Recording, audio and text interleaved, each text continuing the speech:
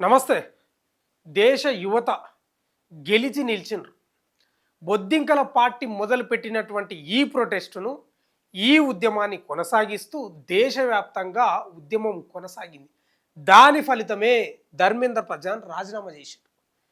ఎన్ని రోజులు వెయిట్ చేయాల్సి వచ్చింది రాజీనామా కోసం. కేవలం బాధ్యత వహిస్తూ, చింతిస్తూ, జవాబుదారీతనం వహిస్తూ రాజీనామా చేయడానికి ఇంత యుద్ధం జరిగింది. మామూలు యుద్ధమా?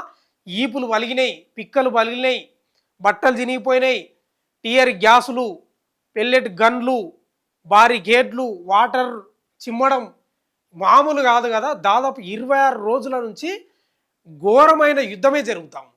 ముఖ్యంగా సోమవారం నుంచి ఈ రోజు వరకు కూడా మామూలు యుద్ధం కాదు, మహాయుద్ధమే జరిగింది కేంద్ర ప్రభుత్వంతో. ఇక పార్లమెంట్ ముట్టడికి పోతున్న క్రమంలో అంటే వాస్తవంగా కూడా జంతర్ మంతర్లో చేస్తున్నటువంటి ప్రొటెస్ట్లో భాగంగా ఒక్కరు కూడా తొంగి చూడలేదు. కేంద్ర మంత్రులు ఎందుకు ఇన్ని రోజులు చేస్తూ ఉన్నారు దీక్షలు, మీరు ఎందుకు ప్రొటెస్ట్ చేస్తూ ఉన్నారని కనీసం ఇట్లా తొంగి కూడా చూడలేదు. మీరు తొంగి చూస్తలేరు కదా, తొంగి చూసేటట్లు మేము చేస్తామని పార్లమెంటు ముట్టడికి పిలుపునిస్తే మొత్తం ఎక్కడికక్కడ వీపులు పగిలాయి. ఇక నిన్న చర్చలకు పిలిచిండ్రు. నడ్డా, జితేంద్ర సింగ్ పిలిచిండ్రు, సౌరవ్ దాస్ను, అశోక్ రంకన్ పిలిస్తే దాదాపు 2 గంటలు ఏమి చర్చించిండ్రు. వాళ్ళ డిమాండ్ ఒకటే. అప్పుడు కూడా ఫస్ట్ నుంచి అదే, నిన్న చర్చలకు పోయినప్పుడు కూడా కదా, ధర్మేంద్ర ప్రధాన్ రాజీనామా చేయాలంతే. ఫస్ట్ అది కాని పని, అది అయినాక ఇంకా తర్వాత ఏమన్నా కానీ ఇంకా అదే చెప్పొచ్చిండ్రు. ఈరోజు కూడా చర్చలు ఉన్నాయి. అయితే ధర్మేంద్ర ప్రధాన్ రాజీనామాకు సంబంధించి నిన్న క్లారిటీ రాలేదు, చెప్పలేదు, 100% చేస్తారని చెప్పలేదు. ఈరోజు చర్చలు చేద్దాం మళ్ళా అని చెప్పిండ్రు. అయితే కొందరిని పంపించారు, జంతర్ మంతర్కి పంపించి చర్చలకు పోదామంటే వచ్చేది లేదు మేము, ఆయన రాజీనామా చేసిన తర్వాతనే చర్చలకు వస్తామంటే ఇక విధి లేక ఏం చెయ్యలేక రాజీనామా చేసిండు. ఇప్పుడు ఏంటంటే ఆయన చేసిన ఆ రాజీనామా పత్రాన్ని కూడా రాష్ట్రపతి ముర్ముకు పంపించిండు, ద్రౌపది ముర్ముకు పంపించిండు. అయితే ఆయన రాజీనామా లేఖలో అసలు ఏముంది ఒకసారి చూద్దాం మనం. అది హిందీలో పబ్లిష్లో ఉంది, అది మనం తెలుగులోకి చూస్తే ఒకసారి జూమ్లో చూపించింది. ఆయన స్వయంగా ఆయన రాసిండు ధర్మేంద్ర ప్రధాన్ లేఖ. ఆయన రాసిన లేఖలో ఏముంది? నా యువ స్నేహితులు, నేను 4 దశాబ్దాలకు పైగా విద్యార్థులు, ఉపాధ్యాయులు మరియు విద్యా సంస్కరణలకు అంకితమయ్యాను. బలమైన, సమ్మిళితమైన మరియు దూరదృష్టి గల విద్య వ్యవస్థే ఒక బలమైన దేశానికి పునాదని నేను ఎల్లప్పుడూ నమ్ముతాను. దేశ యువత ఆకాంక్షలను, భావాలను, న్యాయమైన అంచనాలను నేను ప్రగాఢంగా గౌరవిస్తాను. భారతదేశ యువతరం కలలను నెరవేర్చడం మనందరి రాజకీయ, సామాజిక జీవితాలలో ఒక నైతిక బాధ్యతగా ఉంది.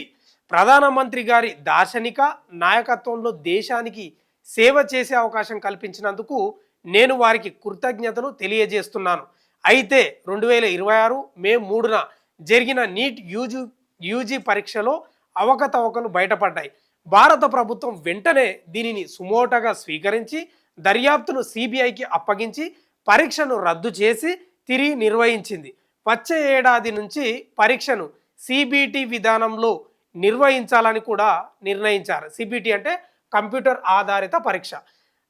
నెక్స్ట్ పారాగ్రాఫ్ చూస్తే ఒకసారి, ఈ కాలంలో 20 లక్షలకు పైగా విద్యార్థులకు పరీక్షలు సజావుగా జరిగేలా చూడడమే మా ప్రధాన ప్రాధాన్యత.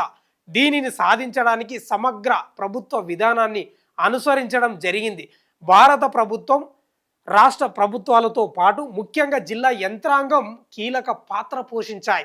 అంతేకాకుండా విద్యార్థులు, సంరక్షకులు మరియు తల్లిదండ్రుల సహకారంతో 2026 జూన్ 21న పరీక్షలు పూర్తయ్యాయి. మొదటి రోజు నుంచే నేను దీని బాధ్యత తీసుకున్నాను. ఈ పరిస్థితి నుంచి ఎన్నడూ వెనుతిరగలేదు. పరీక్షల మాఫియా వల్ల ఏ ప్రతిభావంతుడైన విద్యార్థి భవిష్యత్తు దెబ్బతినకుండా చూడాలని, ఏ విద్యార్థికి అన్యాయం జరగనివ్వకూడదని నేను నిశ్చయించుకున్నాను. జూలై 16న ప్రకటించిన నీట్ యూజీ ఫలితాలు సంతృప్తికరంగా ఉన్నాయి. పేద నేపథ్యాల నుండి వచ్చిన అనేక ప్రతిభావంతులైన విద్యార్థులు కూడా విజయం సాధించారు. కానీ ఈ సమయంలో కూడా బాధ్యతాయుతమైన పదవుల్లో ఉన్నవారు చాలామంది విద్యార్థులను తప్పుదోవ పట్టించడానికి, అడ్డంకులు సృష్టించడానికి ప్రయత్నించారు. ఆ విషయం నన్ను చాలా బాధ పెట్టిందని మొదటి పేజీలో రాసుకొచ్చిండు. ఇంకొక పేజీ ఉంది, ఆ! మన ప్రజాస్వామ్య శక్తిపై నాకు ఎల్లప్పుడూ అచంచలమైన విశ్వాసం ఉంది. మరియు మన యువత యొక్క ఆకాంక్షలను, కలలను, ఆశయాలను నేను ప్రగాఢంగా గౌరవిస్తాను. వారు భారతదేశ భవిష్యత్తు మాత్రమే కాదు, నూతన అభివృద్ధి చెందిన భారతదేశానికి చెందిన వారసులు, నిర్మాతలు మరియు రూపశిల్పులు కూడా. గత 10 రోజులుగా జరిగిన సంఘటనలకు నేను విచారంగా ఉన్నాను. ఇది నాకు వ్యక్తిగత పరువుకు సంబంధించిన విషయం కాదు. భారతదేశ యువశక్తియే ఈ దేశానికి నిజమైన బలం. దేశ యువత గందరగోళమనే దుష్ట చక్రంలో చిక్కుకోనివ్వను. ఇదే నా సంకల్పం అని రాసుకొచ్చాడు.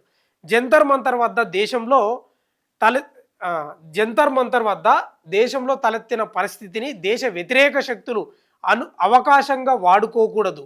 దేశ ఐక్యతను కాపాడాలి. భారతదేశంలోని ఒక్క విద్యార్థి భవిష్యత్తు కూడా చట్టపరమైన చిక్కుల్లో పడకూడదు. మన మన పిల్లలు తమ సమయాన్ని చదువుపై వెచ్చించాలి, వృత్తిని నిర్మించుకోవడంపై దృష్టి పెట్టాలి అనే విషయాలను దృష్టిలో ఉంచుకొని నేను గౌరవనీయ ప్రధానమంత్రి గారికి నా రాజీనామాను పంపాను. గౌరవనీయ ప్రధానమంత్రి గారి మార్గదర్శకత్వానికి, నమ్మకానికి మరియు నిరంతర మద్దతుకు నా హృదయపూర్వక కృతజ్ఞతలు తెలియజేస్తున్నాను. మంత్రివర్గంలోని నా గౌరవనీయ సహచరులందరికీ, మంత్రిత్వ శాఖ అధికారులకు మరియు సిబ్బందికి, ఇంకా నాతో కలిసి పనిచేసే అవకాశం లభించిన వారందరికీ కూడా నా కృతజ్ఞతలు తెలియజేస్తున్నాను. దేశ సేవయే నా జీవితంలో అత్యున్నత ప్రాధాన్యత. నేను ఎల్లప్పుడూ దానికి అంకితమై ఉంటాను. శ్రీ జగన్నాథ స్వామి వారి ఆశీస్సులతో భవిష్యత్తులో కూడా మాతృభూమి, ఒడిస్సా ప్రజలు మరియు దేశ యువత యొక్క ఆకాంక్షలను నెరవేర్చడానికి నేను సాధ్యమైన ప్రతి విధంగా నన్ను నేను అంకితం చేసుకుంటాను అని మీ ధర్మేంద్ర ప్రధాన్ అని లేఖ రాసిండు. ఓ రకంగా చింతిస్తూనే దేశ యువత పక్కదారి పట్టకూడదని నేను రాజీనామా చేసినని చెప్తా ఉన్నాడు ధర్మేంద్ర ప్రధాన్. చింతించేది ఎందుకండి? ఎందుకు చింతించాలి? ఎందుకు బాధపడాలి? అసలు విదేశీ శక్తులకు మనం ఎందుకు అవకాశం కల్పించాలి? ఒకవేళ ఎవరైనా ఉంటే, అసలు నీట్ పేపర్ లీక్ జరిగినప్పుడే రాజీనామా చేస్తే అసలు మీరు గౌరవప్రదంగా ఉంటుండ్రి కదా, మీ హోదా పెరుగుతుండే కదా, మీ స్థాయి పెరుగుతుండే కదా, మీ విలువ పెరుగుతుండే కదా. ఎందుకు ఈ లేఖలో కన్నీరు ఎందుకు? మళ్ళా ఎత్తి పొడపడం ఎందుకు? దేశ యువతపై ఆలోచన చేసుకోవాలి.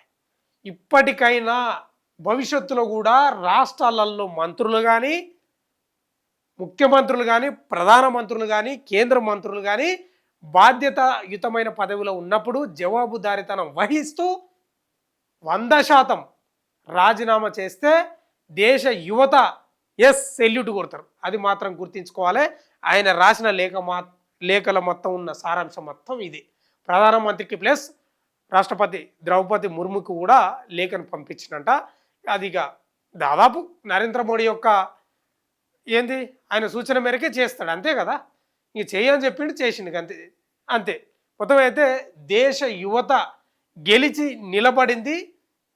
ముఖ్యంగా బొద్దింకలు చేపట్టినటువంటి ఈ ప్రొటెస్టు దేశ యువత ఓన్ చేసుకొని దేశాన్ని గెలిపించుకున్నారు. ఇక్కడ దేశాన్ని గెలిపించుకున్నారు. చూస్తూనే ఉండండి మన తొలి వెలుగు.